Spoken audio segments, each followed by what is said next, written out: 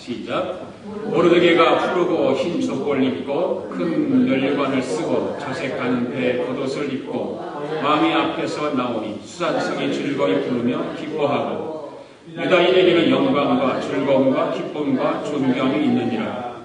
왕의 조명이 이르는 각도 각 읍에서 유다인이 즐거워하고 기뻐하여 잔치를 베풀고 그날로 명절을 삼으니 본토 백성이 유다인을 두려워하여 유다인 되는 자가 많더라. 아멘. 앉으십시오. 오늘 마지막 송년주의를 드리면서 오늘 본문의 말씀을 통해서 반전의 기쁨이다. 기쁨이라고 하는 제목을 가지고 말씀을 드리려고 합니다. 반전의 기쁨. 여러분들 오늘 본문의 말씀을 또 읽으면서 또 제목을 보면서 어떤 내용으로 말씀을 드리려고 하는지 여러분들 잘 아시리라 생각을 합니다. 서로 인사 나눌까요? 함께 예배드리게 해서 감사합니다. 주의 사랑으로 사랑합니다. 오늘도 하나님께서 저와 여러분들을 보실 때 두고 보기에도 아까운 사람들이 될 수 있기를 바랍니다. 한 해 동안 하나님께 지켜주시고 인도해 주셨는데 여전히 마지막 주일까지 하나님께서 저와 여러분들을 두고 보기에도 아까운 그런 사람들이 되어야 할 줄 압니다. 2013년도 마지막 주일입니다. 한 해를 보내는 시간들은 여전히 우리에게 해마다 찾아옵니다. 변함이 없습니다. 여전히 찾아오지 않으면 좋겠는데 여전히 찾아옵니다. 한 해를 보내면서 생각하는 것들이 참 많이 있을 것입니다. 기쁨과 즐거움이 있었던 생각들, 또는 아픔과 슬픔이 있었던 생각들, 꿈을 이루지 못했던 안타까운 생각들, 또 절망 가운데 소망을 이루게 하신 주님의 은혜의 그런 생각 등등 참 많이 있으리라고 생각을 합니다. 그리고 실패와 좌절의 아픔 가운데도 어떤 반전의 기쁨을 맛보면서 찬양하는 삶도 있었을 것입니다. 사람은 누구에게나 인생이라고 하는 인생은 반전이라는 것이 있습니다. 항상 낙오와 낙심과 절망과 슬픔 가운데 있는 것이 아니라 그것을 뛰어넘어서 다시 반전의 기쁨을 누리기도 합니다. 금방 죽을 것 같다가도 다시 일어서는 반전의 기쁨. 금방 죽을 것 같은 아픔이 있었지만 이기고 일어나는 반전의 기쁨들이 사람들에게는 있었습니다. 우리나라에는 아픔이 있죠. 3.1 운동을 일으키기 전에 일본 사람들에게 나라를 빼앗겨 36년 동안이나 억압을 받았던 그런 슬픔, 6.25 전쟁으로 인해서 남북이 갈라지는 슬픔, 그런 슬픔들이 있었지만 또 광복이라고 하는 기쁨을 맛보는, 그것이 바로 반전이죠. 우리나라만 있었던 것이 아니라 미국에서도 있죠. 메모리얼 데이가 있는가 하면 인디펜던스 데이가 있죠. 또 이스라엘 민족을 봐도 그렇습니다. 이스라엘 민족을 봐도 국경일이 우리나라와 미국과 그런 비슷한 똑같은 그런 국경일들이 이스라엘 나라에도 있었습니다. 전몰자 추도일이 있었습니다. 또 우리 광복절과 같은 미국의 독립기념일과 같은 그런 그런 기념일도 있습니다. 그런데 이스라엘에게는 그런 두 국경일이 연이어서 있다는 것이죠.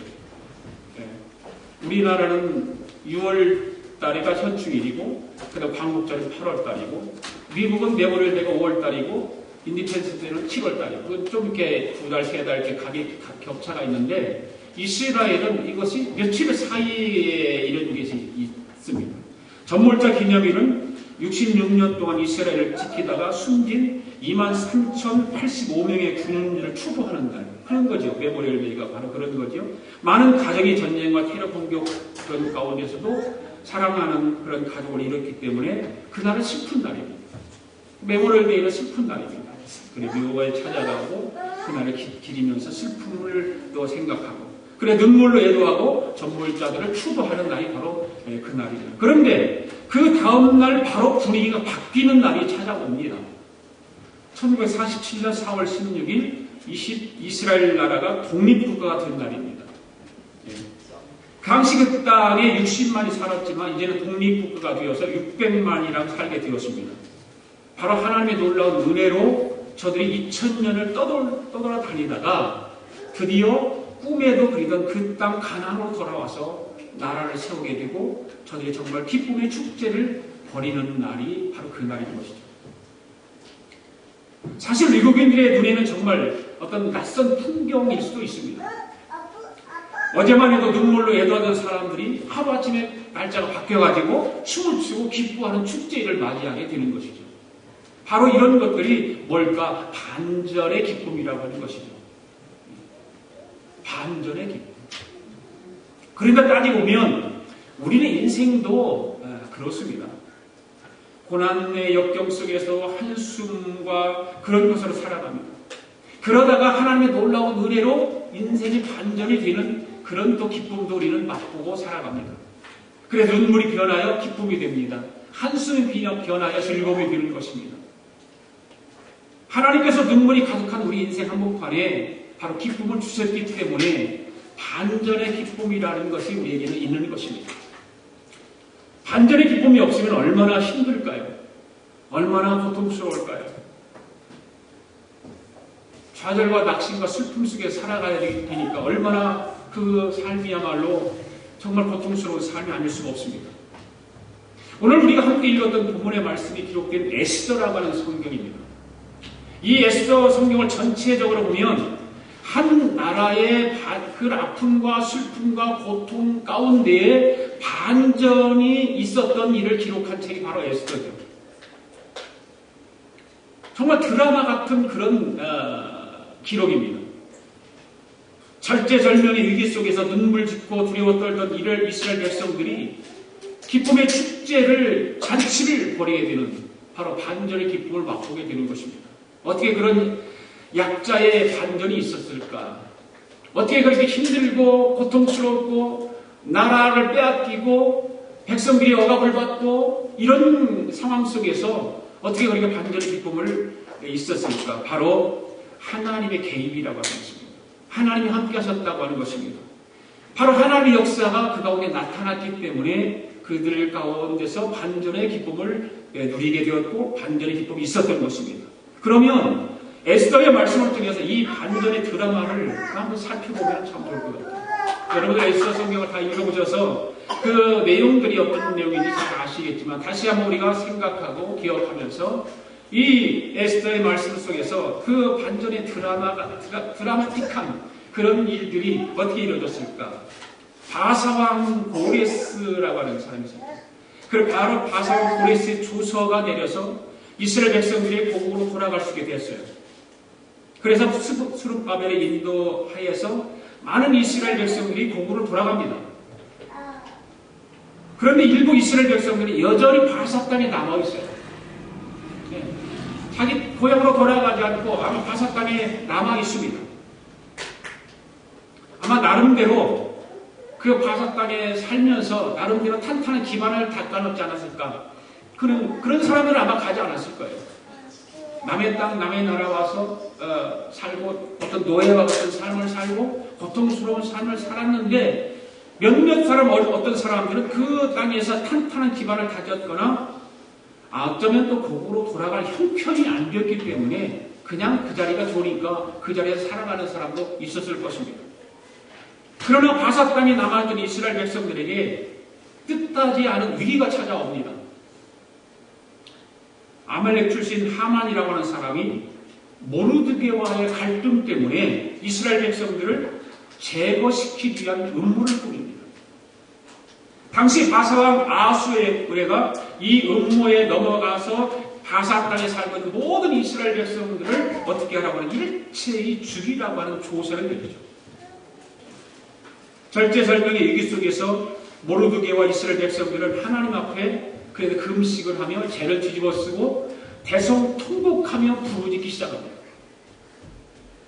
이때 왕비였던 에스더가 이 소식을 전해 듣죠. 그리고 왕 앞에 나아가서 동족을 위해서 탄원하라는 모르드게의 요청을 받습니다. 그렇지만 누구도 왕의 호출을 받지 않고는 왕 앞에 나갈 수 없는 그런 법이 있습니다. 그 당시에는 왕이 불러야만, 왕비라 할지라도 왕이 불러야만 왕이 나갈 수 있습니다. 호출 없이 왕 앞에 나가는 자는 지휘관을 막론하고 그냥 사형에 처하도록 법을 그렇게 만들어 놓은 것입니다. 이때 에스더가 이스라엘 백성들과 함께 3일 밤낮을 금식을 하며 기도를 하고 난 뒤에 어떤 각오를 합니까? 죽으면 죽으리라 생각을 하고 왕 앞에 나갑니다. 그런데 하나님의 은혜로 왕이 어떻게 합니까? 왕의 금호를 에스더에게 내밀죠. 그래서 에스더가 그걸 잡음으로 인해서 왕 앞에 나가게 됩니다. 그리고 배서 그 왕이 베풀어진 그 잔치 자리에 참여하게 됩니다. 그리고 그동안 잊고 있었던 모르드게의 그 공력, 공적 이런 것들을 에스더를 통해서 왕이 알게 됩니다. 그러면서 왕이 하만의 관계가 그 관계의 전모를 그동안에는 몰랐었는데 다 그것을 알게 되죠. 그래서 그때부터 대반전이 일어나기 시작합니다.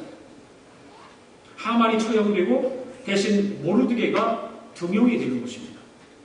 그리고 하만의 재산이 몰수되고 에스더가 다 차지하게 됩니다.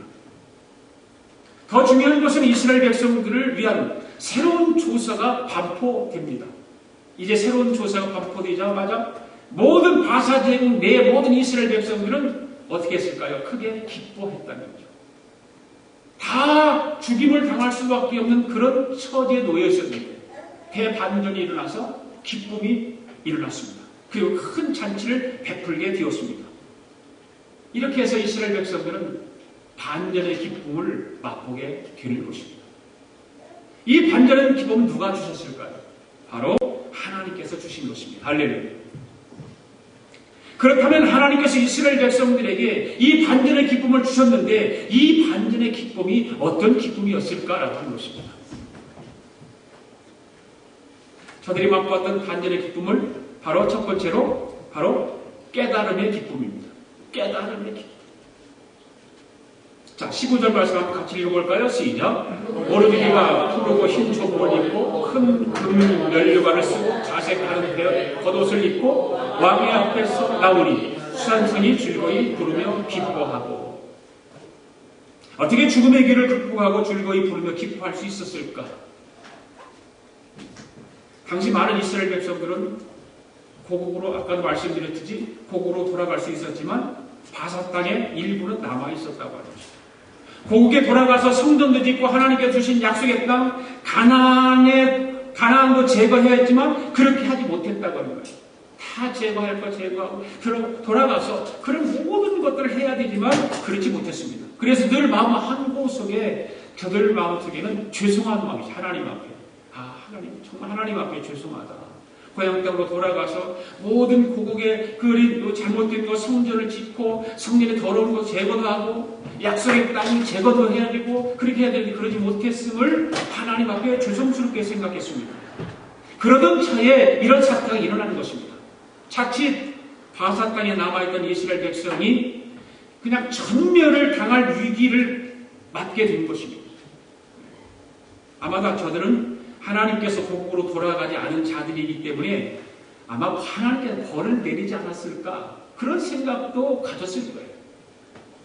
우리가 고국으로 돌아가서 하나님께서 역사하시는 하나님께서 맡겨진 그 사명을 감당해야 되는데 우리가 돌아가지 않았기 때문에 하나님께서 이런 벌을 우리에게 내리는구나 그런 생각을 했을지도 모릅니다. 아니면 하나님께서 하나님께서 우리를 버리셨나 봐 이제 우리를 다 끝장나서 우리를 다 버리신 것 같아. 이런 생각들을 했을지도 모릅니다. 그런데 그게 아니었다고 합니다. 이스라엘 백성들은 바사 땅에 남아서 그런 생각을 했을지 모르지만 하나님께서는 여전히 그 이스라엘 백성들을 사랑하시고 여전히 그들 곁에 계셨다고 하는 것입니다. 여전히 그들을 보살펴 주고 계셨다고 하는 것입니다. 이것을 그 바사 땅에 남은 이스라엘 백성들이 깨닫기 시작합니다. 바로 깨달음의 기쁨입니다. 저에게 반전의 기쁨이 있었던 것은 이 깨달음이 있었기 때문이라고 하는 것입니다. 정말 이 일로 정말 귀한 깨달음이 얻게 되는 거죠. 돌아보는 거예요. 우리 자신들을 돌아보고 그들의 자신을 돌아보는 거예요. 그래서 때로는 원망도 하고 불평도 하고 짜증도 내고 하지만 그러나 원망과 짜증과 불평을 할 것이 아니라 하나님은 여전히 살아계셔서 우리와 함께 하신다는 사실입니다. 여전히 하나님은 우리 곁에 계셔서 우리의 모든 문제를 해결해 주신다는 것입니다. 이것을 깨닫는 거예요. 이런 깨달음이 없으면 반전의 기쁨을 맛볼 수가 없는 것입니다. 사실 오늘날 많은 그리스도인들이 지금도 하나님께서 자기를 사랑하신다고 확신하지 못하는 사람들이 얼마나 많은지, 그 확신이 없습니다. 하나님 나를 사랑하신다고 하는 확신이 없습니다. 지금도 하나님께서 자기와 함께 하신다고 확신하지 못하는 사람들이 얼마나 많은지 몰라요. 지금도 하나님께서 자기를 위해 역사하신다고 확신하지 못하는 사람들이 많이 있습니다. 이런 사람들의 특징은 어떤 것일까? 바로 신앙생활에 기쁨이 없다는 것입니다. 확신이 없으니까. 신앙생활에도 기쁨이 없어요.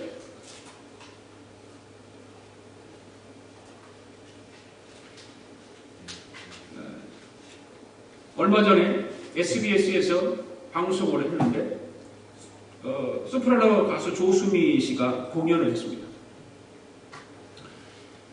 창사 10주년 기념 공연이 세종문화회관에서 열린 것입니다. 조수미 공연이 끝났을 때 이 관중들은 정말 열렬한 박수를 쳤습니다. 그 앵콜을 하고 난리가 났습니다. 그 앵콜곡을 조수미 씨가 몇 곡을 불렀냐면 4곡을 불러요. 너무 열렬한 박수를 치니까 앵콜을 4곡을 부릅니다. 그래도 청중들이 일어나진 않아요. 계속 박수를 쳐요. 다시 나갔다가 무대 뒤로 갔다가 다시 나와요. 다시 나와서 청중들 앞에서 마이크를 달라고 그 스태프들에게 요구를 해서 마이크를 잡고서 간증을 합니다. 제가 오늘 이처럼 뜨거운 환호를 받고 지금까지 외국에서 왕성한 활동을 할 수 있었던 모든 것 하늘에 계신 하나님 덕택입니다라고 간증을 해요. 하나님 때문입니다. 하나님이 나를 이렇게 만들어 주셨습니다. 라고 그 수천 명의 관중들 앞에서 간증을 합니다. 그러면서 평소에 내가 많이 불렀던 찬양을 한번 불러드리겠습니다. 찬송가 405장 나 같은 죄인 살리신 어메이징 그레이스를 부릅니다.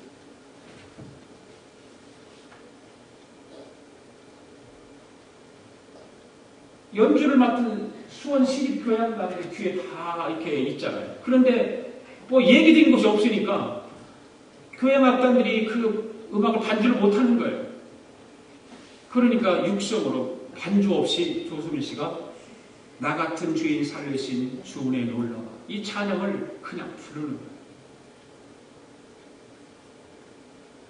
마이크를 이렇게 두 손을 콕 잡고서 눈을 감고 어메이징 그레이스 그 찬양을 부릅니다. 찬양이 끝났을 때에 그 수천 명의 관객들이 모두가 다 일어나고 탁 박수를 칩니다. 바로 그렇습니다. 예술의 아름다움과 신앙 고백이 청중들의 그 마음속에 깊은 감동을 전해줬던 그런 조수미 씨의 공연이었습니다. 무엇이었을까요? 뭔 얘기를 하려고 제가 이런 얘기를 이 조수미 씨에게 할까요?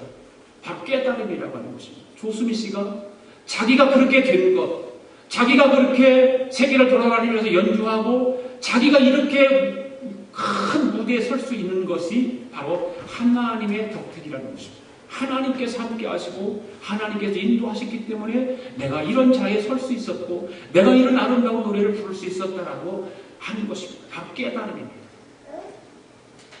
그 조수미 씨에게는 바로 깨달음의 기쁨이 있었기 때문에 수천 명의 관중들 앞에서 육성으로 그 찬송을 부를 수 있었던 거예요. 사랑하는 여러분, 우리에게 이런 깨달음이 있어야 할 줄로 믿습니다. 2013년도를 돌아보면서 힘든 일도 아픔도 기쁨도 즐거움도 있었을 거예요. 시시때때로 바뀝니다. 그리고 이 모든 것을 하나님께서 허락하셨다라고 하는 깨달음입니다. 깨닫는 것입니다. 깨닫는다고 하는 것은 사람만이 할 수 있는 것입니다. 어느 동물 짐승도 깨닫는 것이 없을 겁니다. 사람만이 하나님께서 위대하게 창조하신 그 사람만이 인간만이 깨달음이라고 하는 것을 허락해 주셨기 때문에 바로 이 깨닫는 자가 반전의 기쁨을 누리게 될 줄로 믿습니다.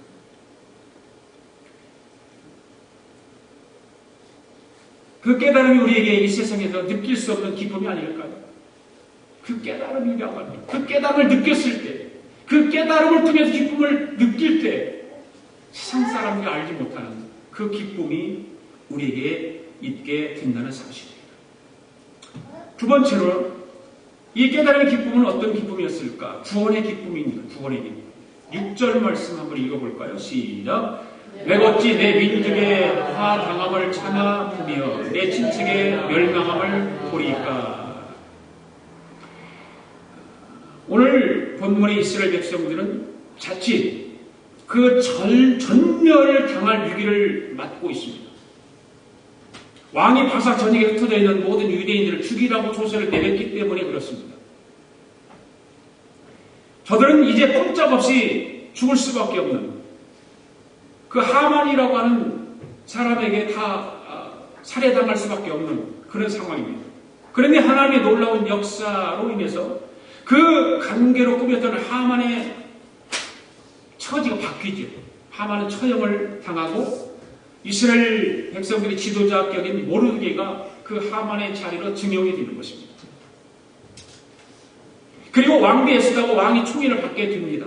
그리고 결정적으로 왕이 다시 조서를 내려서 이스라엘의 그 백성들의 죽음을 면하게 되었을 뿐만 아니라 오히려 전하 유복의 특권을 누리게 되는 것입니다. 이것이 반전의 기쁨인 것입니다.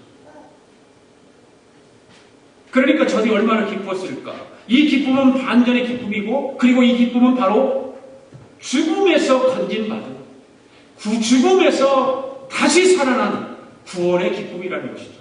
할렐루야. 사실 우리 그리스도인들은 우리 모두가 예수 그리스도로 인해서 구원받은 사람들입니다. 할렐루야. 반전의 기쁨을 누리는 사람들이에요. 우리는 영원히 지옥 갈 사람들이에요. 영원히 형벌받을 사람이에요. 멸망의 구덩이로 빠져야 될 사람입니다. 그런데 예수 그리스도를 믿음으로 말미암아 그 반전의 기쁨을 누린다는 것이죠. 할렐루야. 그리고 성령의 역사로 이 사실을 믿고 구원을 확신을 가지고 살아가는 사람들입니다. 여러분들 구원의 확신을 가지고 살아가십니까? 네. 여러분 구원의 감격을 또 받은 것을 기쁨으로 느끼면서 살아갑니까? 찰스 스펄전 목사님이 이런 간증을 했습니다. 잘 들어보십시오. 내 마음은 잡초가 우거진 땅 같았다. 그러나 어느 날 위대한 농부이신 하나님이 내 마음속에 오셔서 이 굳은 땅을 갈아주셨다. 이 위대하신 농부는 내 마음밭을 갈 때에 10마리의 검은 말을 사용하셨다. 그리고 하나님이 사용한 쟁기는 몹시 날카로운 것이었다. 하나님은 이 쟁기로 나의 마음밭을 깊숙이 갈아내셨다. 10마리의 말은 십계명이며 쟁기는 하나님의 의이다. 내 심령이 쪼개질 때 나는 저주 속에 있고 지옥에 갈 수밖에 없고 가망이 없고 길 잃은 고아이고 영원한 멸망밖에 없다는 슬픔과 자책과 절망을 느꼈다. 그러나 하나님은 밭같이 뒤에 씨 뿌리기를 시작하셨다. 그때 비로소 나는 하나님이 내 마음을 밭을 쪼개고 깊숙이 가시는 것을 내가 복음이 필요하다는 것을 철저하게 느끼게 하려는 준비였음을 알게 되었다. 나는 기쁨으로 구원의 복음을 받아들이게 되었다. 그렇습니다. 우리가 구원받을 때 내 마음밭에 잡초처럼 우거져 있던 잡초가 가득 쌓여있던 그 죄 때문에 슬퍼하고 그 죄를 어찌할 수 없는 좌절을 겪어야 했던 사람들이 바로 저와 여러분입니다. 그리고 잡초를 제거하기 위해서 마음밭이 뒤엎어지는 고통을 겪어야 했던 사람들입니다. 왜 그럴까? 바로 구원의 기쁨을 체험할 수 있기 때문에. 네. 그래야 구원의 기쁨을 체험할 수 있게 됩니다. 그런 아픔, 고통, 그런 것이 없으면 우리는 구원의 기쁨을 체험할 수가 없을 거예요. 그런 고통이, 아픔이 있었기 때문에 구원의 기쁨을 체험할 수 있게 되는 것입니다. 또 많은 사람들은 그 구원의 기쁨을 느껴보았어도 세월이 지나면 어떻게 됩니까? 희미해지는 거예요. 구원의 감격이 희미해지는 거예요. 언제 내가 구원의 기쁨을 누렸던가? 그냥 형식적으로 때로는 신앙생활하고 할 때가 너무나 많습니다. 그래서 구원의 기쁨을 머리로 이해하는 것이 아니라 가슴으로 느끼는 거예요. 우리는 머리로 느끼고 신앙생활하는 것이 얼마나 많은지 모릅니다. 가슴은 냉랭하고 차갑고 돌덩어리같이 딱딱하게 굳어있어요. 그냥 머리로만 하는 신앙생활.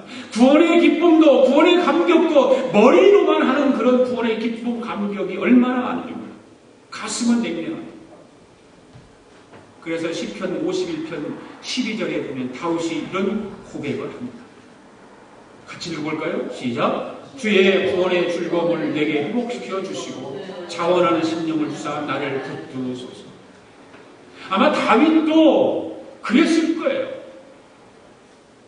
그러니까 다윗은 이런 고백을 하게 되는 거예요. 자기 심령이 굳어있고 자기 심령이 메말라 있고 그냥 뽀송뽀송한 그런 마음밭을 가지고 있었기 때문에 다윗이 하나님 앞에 주여 주의 구원의 즐거움을 내가 회복시켜달라고 자원하는 심령을 주셔서 나를 붙들어달라고 이렇게 기도하지 않았을까?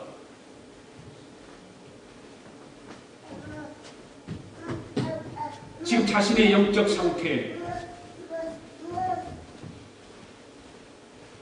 돌아보면서 구원의 즐거움, 구원의 기쁨을 잃어버렸다는 거예요.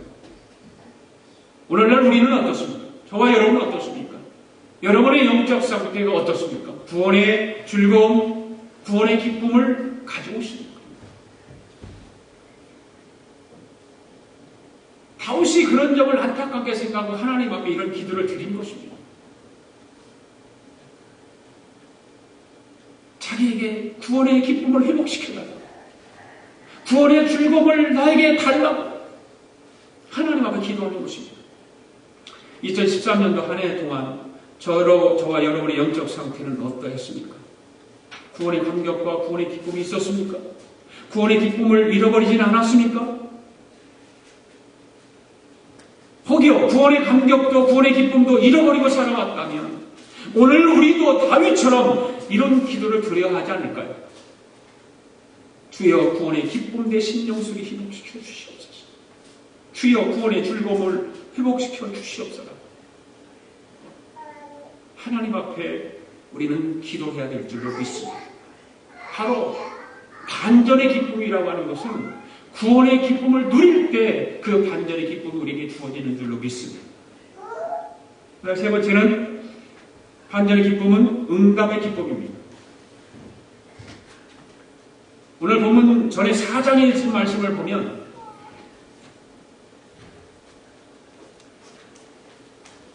이스라엘 백성의 절대절명의 위기 앞에서 하나님 앞에 정말 간절히 기도하는 그런 기도 내용이라고 4장 1절과 3절 말씀 같이 읽어보겠습니다. 시작. 모르드게가 이 모든 일을 알고 자기의 옷을 찢고 붉은 베옷을 입고 죄를 뒤집어 쓰고 성령에 나가서 대성 통곡하며 왕의 명령과 조서가 각 지방에 이르며 유다인이 크게 애통하여 금식하며 울며 부르짖고 붉은 베옷을 입고 죄 누운 자가 노수하더라. 아멘. 아수의 왕이 이달월 30일 하루 동안 바사 나라 안에 거하는 모든 유대인을 젊은이, 늙은이, 어린이, 여인들 막론하고 다 죽이고 도륙하고 진멸하고 또 재산을 탈취하라. 그렇게 조서를 내린 거예요. 씨도 남기지 말라는 거예요. 그 소식을 들은 모르드게가 바사 나라 안에 거하는 모든 유대인들에게 애통하며 금식하며 죄를 뒤집어 쓰고 기도한 거예요. 그 절제절명의 위기 앞에 기도하지 않을 사람은 없겠지만 그래도 기도하지 않는 사람이 있어요. 그런 절제절명이 내 인생 앞에, 내 인생 삶에 절제절명의 위기가 있음에도 불구하고 기도하지 않는 사람이 있어요. 그런데 이스라엘 백성들은 그런 절제절명의 위기 앞에서 하나님 앞에 기도하는 것입니다. 그리고 에스더가 모르드에게 이렇게 당부를 합니다.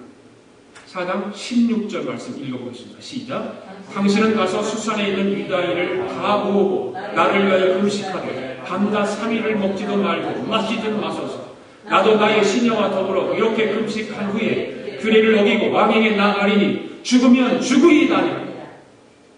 바로 에스더가 모르드게에게 한 이야기입니다. 내가 왕 앞에 나갈 테니까 이렇게 기도해 주십시오.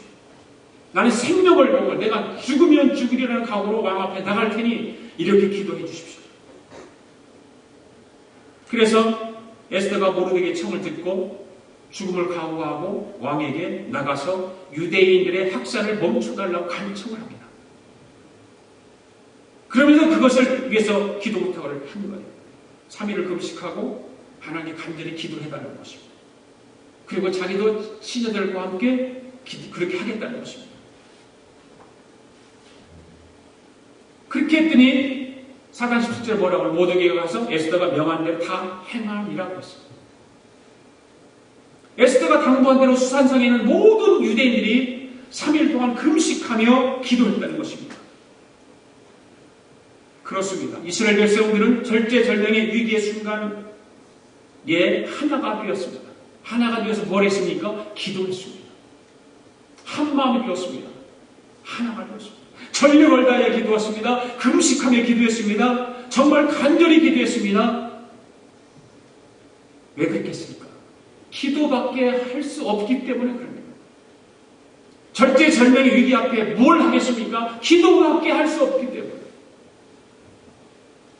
그렇게 했더니 반절의 소식들이 들어옵니다.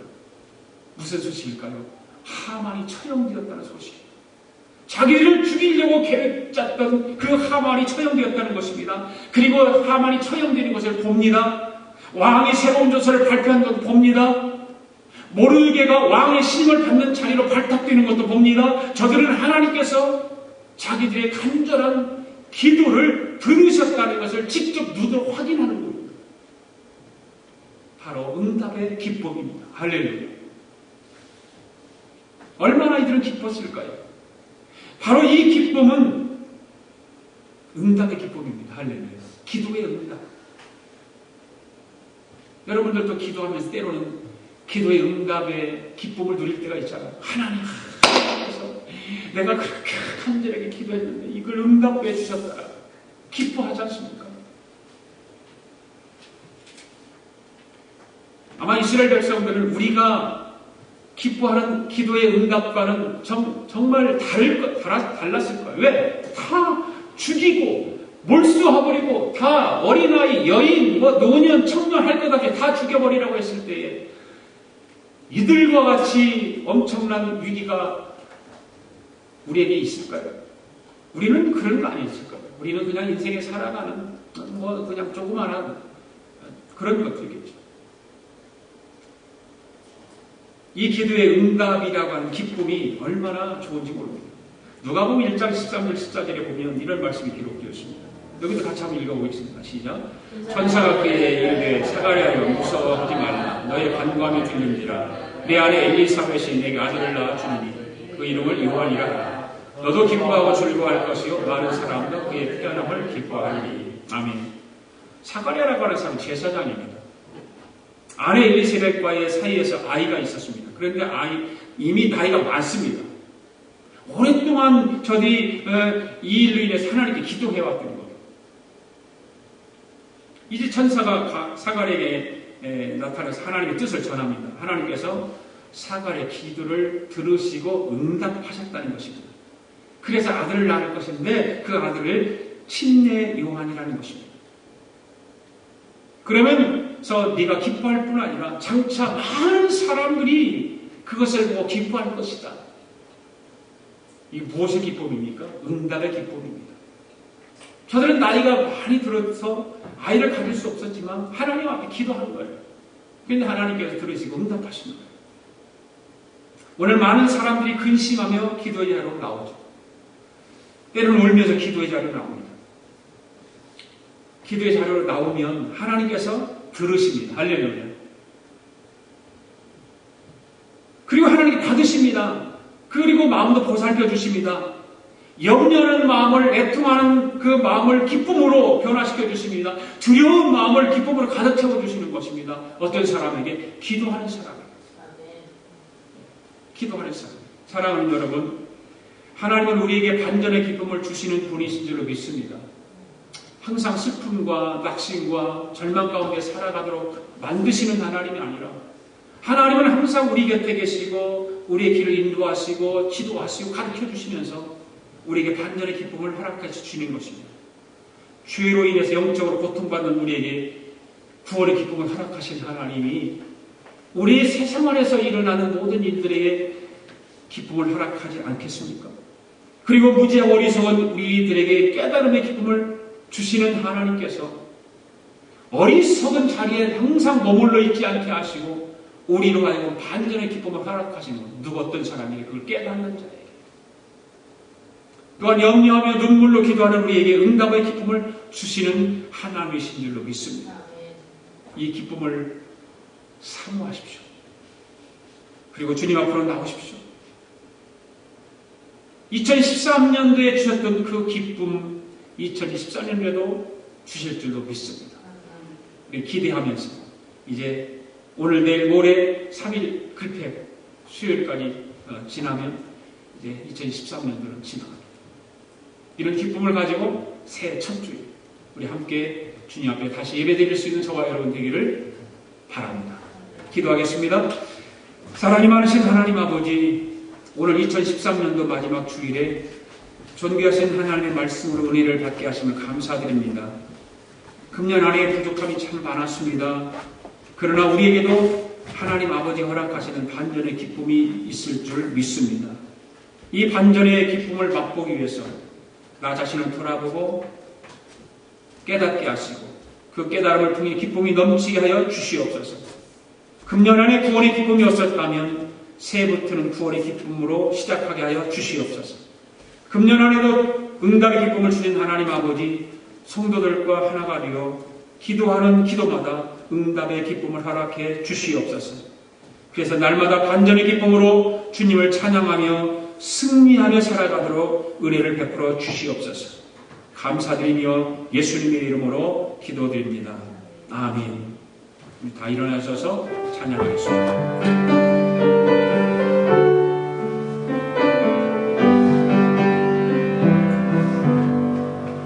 이제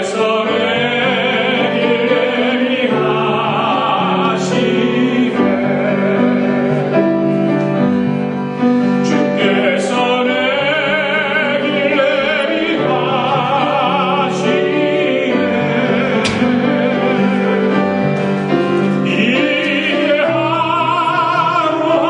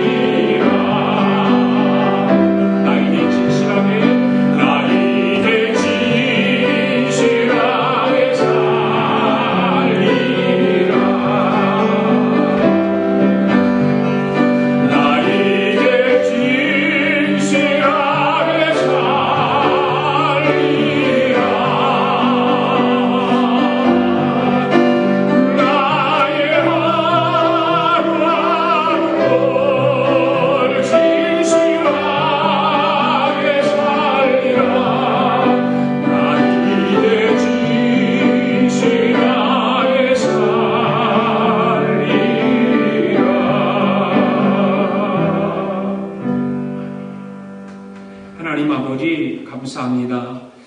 오늘도 하나님께서 저희들을 주의 전으로 인도하시고 또 주의 전에 귀한 예물을 봉헌에 올릴 수 있는 축복을 허락해 주셔서 감사합니다. 2013년도 한 해를 돌아보면서 참으로 우리에게 부족했던 것, 또 축복해 주셨던 것, 모든 삶을 인도해 주시다는 감사하여 드려진 예물 드립니다. 오 주님, 사랑하는 성도들이 드려진 이 귀한 예물들, 11조 예물, 감사 예물, 선교 예물, 일천번제 예물, 마음의 소원을 가지고 늘 하나님 앞에 기도해 오면서 응답받기를 소원하고 간구했던 그 제목들, 또 그 응답받기를 소원하여 바라고 드리는 그 귀한 예물들 하나님 받으시고 축복하여 주시옵소서. 하늘의 신령한 복을 허락하시고 이 땅에 기름진 복을 허락하여 주셔서 하나님께만 영광이 될 뿐만 아니라 우리에게도 기쁨이 있고 소망이 있고 늘 감사가 넘치는 삶으로 인도하여 주시옵소서. 이 예물이 하나님의 나라를 위해서 귀하게 쓰임받게 하시고 하나님의 나라의 귀한 예물이 되어서 참으로 하나님의 영광만 드러나게 하여 주시옵소서. 30배, 60배, 100배 결실을 맺게 하시고 우리 교회가 선교하고 구제하고 또 전도하는 일에 부족함이 없도록 늘 채워주시옵소서.